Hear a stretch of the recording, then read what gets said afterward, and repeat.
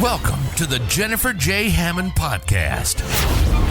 Jennifer is a licensed realtor, educator, speaker, and best-selling author. Jennifer's goal is to help you find your yay in every day. Jennifer is grateful for the opportunity to educate, empower, and inspire you with powerful conversations, insights, and new viewpoints. Here's your host, Jennifer J. Hammond.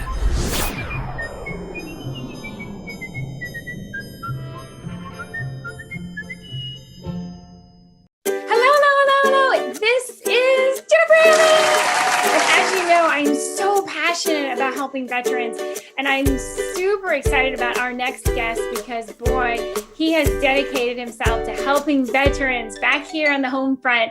So first of all, let me introduce you to Sergeant Major Baylis. He served over 26 years of active duty, and he is so passionate about what his mission is now back on the home front. And so I would love, first of all, let me welcome you to the show. Yay! Thank you for having me. It's an honor to be here. Thank you.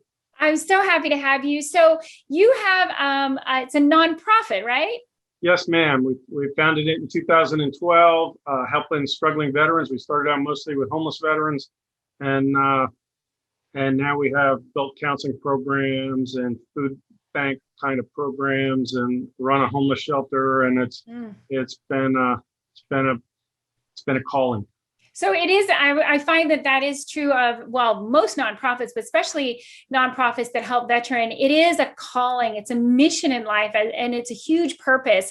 And it honestly, it actually saves lives. So first of all, let's tell people it's called VALOR, right? Yes, ma'am. VALOR Clinic Foundation, but most people just call us VALOR. The website is VALOR Clinic, Facebook keywords, VALOR Clinic, but that's how people know us, VALOR. Perfect. So let's talk about your homeless program, because of course, you know, my real estate and homes are so near and dear to my heart. And I'm always passionate about making sure everybody has a home, because it breaks my heart every time. In Washington, D.C., we see a lot of homeless veterans, and it breaks my heart, every single one.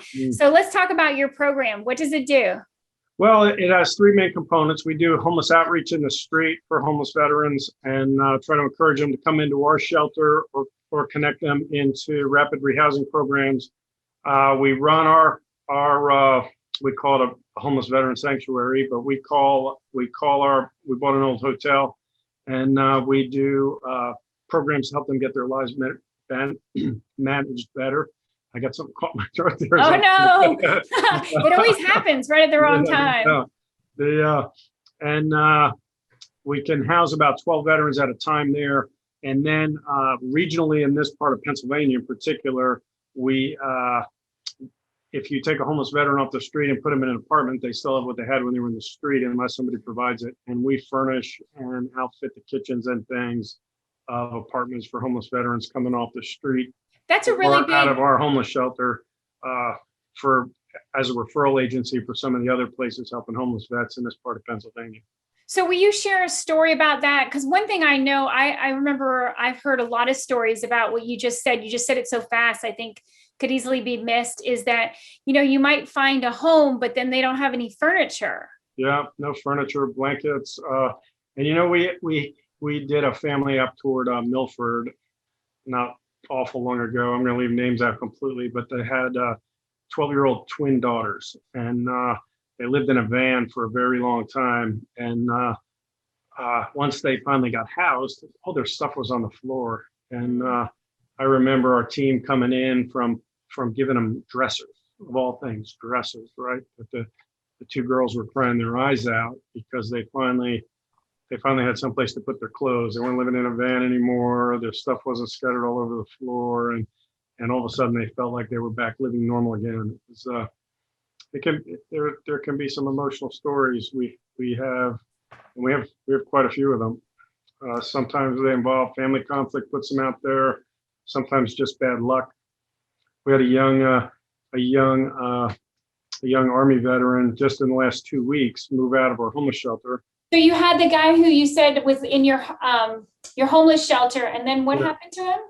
Well, he had been in his car for several months first, and he very much wanted to get his life and affairs in order. We have him in there. and we provide him a safe place to sleep, a place to shower, 3 meals a day, and he finds himself a job quickly now that he's more presentable. Goes to work, saves every penny he makes because he's motivated to be able to have time with his daughter again that he wasn't allowed to have because he was living in a car.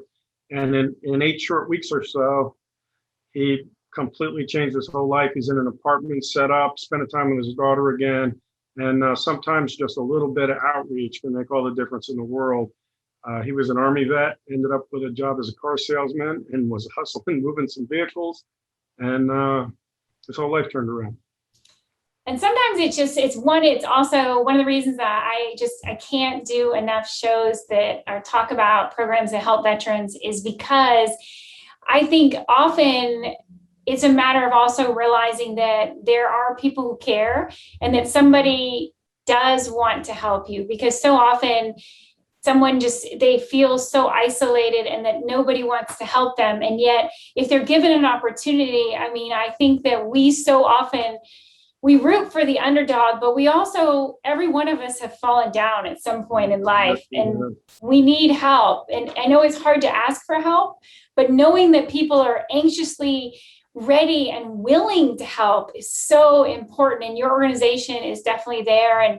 And so I'm so grateful. So you talked about some of your programs, and I know you kind of went fast. So I want to go back. First, you have a program to help people. You talked about rapid rehousing. Will you talk about what is that process look like for somebody?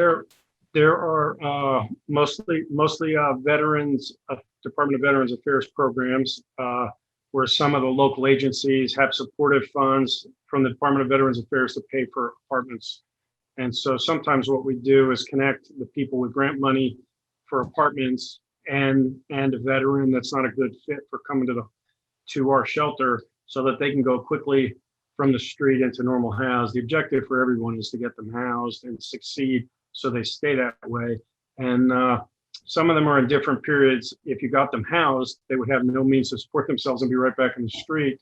And the revolving door is what you have to figure out when to apply one resource versus another.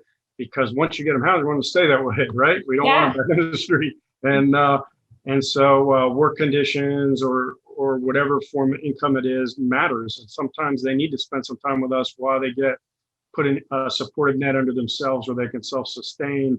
And sometimes they're in a position where permanent supportive housing, where the VA in partnership with HUD do some things longer term. And the truth changes with them all. We have to figure out the right response for them. And when there's other agencies that provide the resource we don't have, that's what we do. We network them there. So that is one of the blessings, I think, is the more that we can figure out how to work together. You know, if you have the resources, wonderful, but if it's available somewhere else, it's also very much about putting the puzzle pieces together, because there's nobody who can do everything, right? No, there's not. And not all agencies are willing to do that, because sometimes it's advantageous for the homeless veteran to spend some time in what some people call transitional housing. Okay, you're out of the street, you're safe, you have healthy food, you have a safe place to sleep, showers, basic needs are met, while you get your own affairs in order. And rapid rehousing is not always the best answer. Some agencies will do rapid rehousing even when it's not the best answer, because that's the only tool they have. And so it's an interesting dynamic as everybody wrestles for the best way to figure out a national problem that. And we are fortunate that our recidivism rate, the revolving door I talked about, is very low. We only have 4 back on the street after 7 years. That's a really low number. Yes, it is, and we're proud of that. But part of what we do is one of the conflict points is veterans see the world different than civilians. Yeah. And if they come out and try to deal with people at expectations of other service members, a lot of times that causes a lot of social conflict. It makes it hard for them to reintegrate. And so part of what we do is help them learn to see the world and the way civilians see it, so that they can bring their good qualities to bear in relationships without creating conflict. And because they have a lot of great qualities, veterans, they don't always apply them well to others. And so we try to help manage. We try to help them learn to manage, pick and choose when they get real passionate about a topic and choose to be arguing on a topic that maybe in the civilian world isn't important enough to create conflict about. And they do very well when they learn to understand civilians. Yeah, and I think that transition, to me, it's like a lost in translation thing, because the skills that you have, a lot of times, if you've been using them in one particular environment, like inside the military, and then you transition out, and here's the other T word, that lost in translation. It's the words, it's how it applies in that situation. And I am buying you coffee.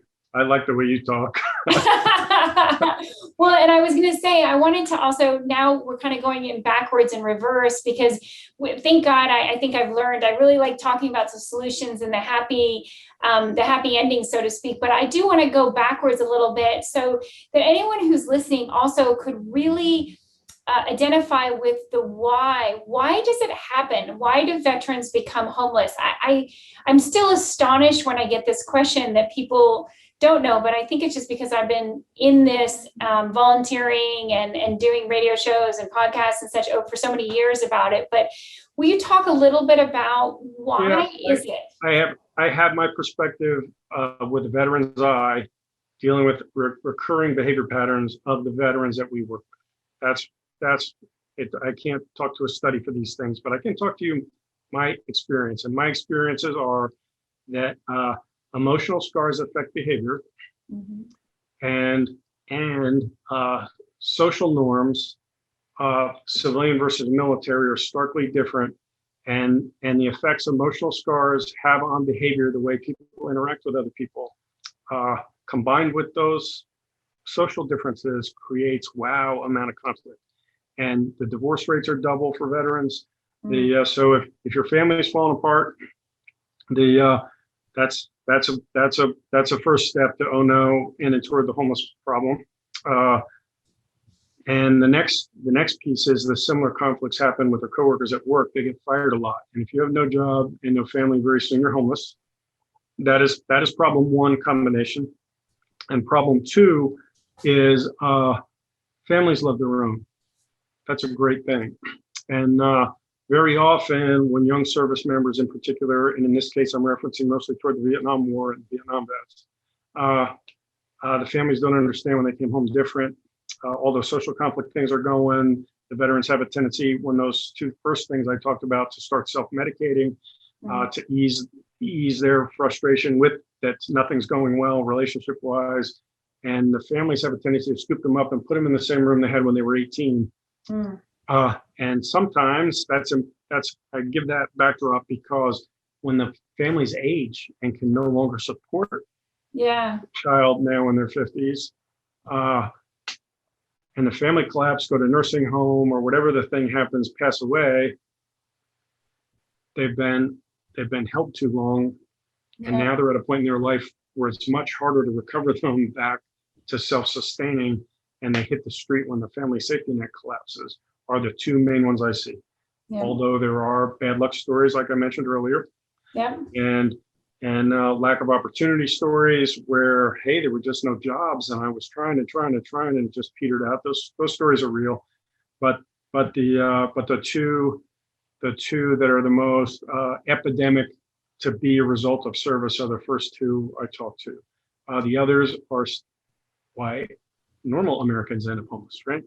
There are mental health problems in the homeless population. There are substance abuse problems in the homeless population that contribute, and veterans are not absent from those.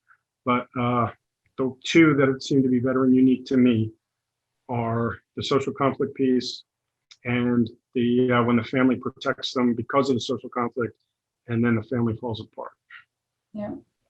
And so your nonprofit, you decided to create this nonprofit, and you have 4 main programs. Will you go over those 4 programs again? Yep. The main one is the Hope for the Homeless one that we talked about, where we do outreach, stand downs, run the homeless shelter. We are renovating a second homeless shelter in Ohio as we speak, if anybody wants to volunteer in Ohio, and do the furnishings. We are doing the homeless outreach stuff in Ohio already besides the shelter. Our second one is our Veterans Unstoppable program. It's a combination of learning to manage the emotional scars effects on your behavior and managing conflict points to avoid the conflict of social norms from service to civilian. And one of the other problems veterans struggle with when they come home is a lack of purpose and direction. Yeah. They went from feeling like I'm the guardian of freedom to now I'm out here where people think all I can do is push a broom. Right. And they're having a lot of social conflict at the same time. It makes a mess. One of the things we do is we have them make a 10-part life plan with 3 goals in each of the 10 sections and 3 tasks to work toward accomplishing each of those goals. I love that. And when they get out and they do some, all right, I got a purpose again, a direction. I'm working on me and getting my life in order. They do really well. And we do that program mobile in North Georgia outside the Mountain Ranger Training Camp.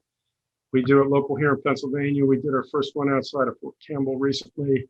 That is an amazing program for outcomes for life change. A lot of the homeless vets in our shelter, we make them go through it as part of getting their lives together again.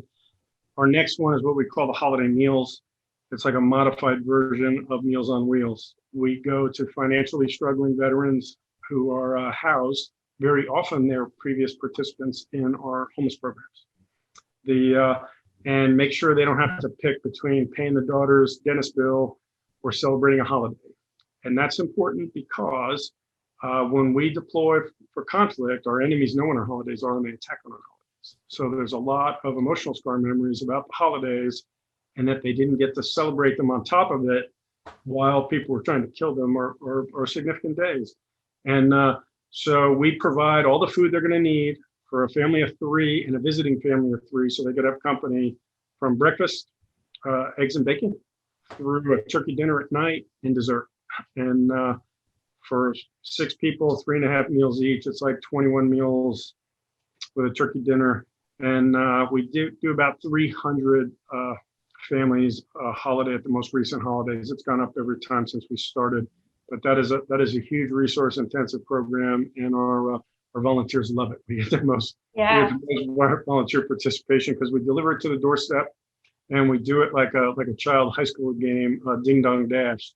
We go up, put it on the step. People nominate the veterans they think need it. We keep track of the ones we help and automatically nominate them. But ring the doorbell, leave the food, and run. So when they come outside, instead of finding something trickery, they get Thanksgiving dinner or Christmas or whatever their holiday is. And so that's a really fun program. And our last one is I am an accredited claims agent with the VA. So I do benefits applications for healthcare or service illness with the VA. We do a few a year Social Security disability applications and a few food stamp kind of programs with this applications with the state. But those are the 4. We call the application one Resilient Warrior, Holiday Meals, Veterans Unstoppable, and Hope for the Homeless.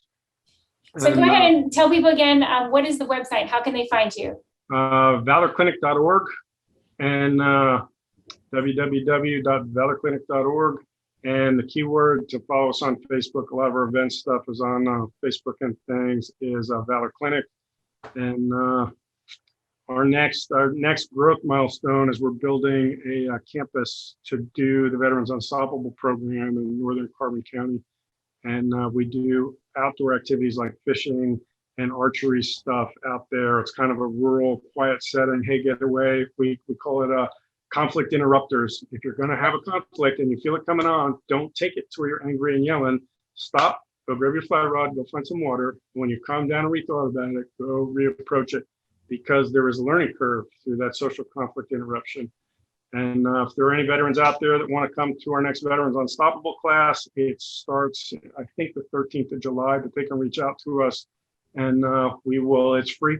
Every service we provide is free to the veterans. Yay! Yeah.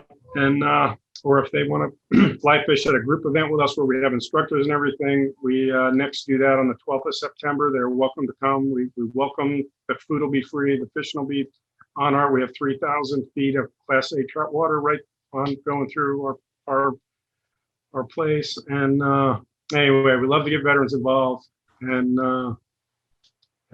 we appreciate you give us the opportunity. Well, and I was gonna say, thank you so much for all you do.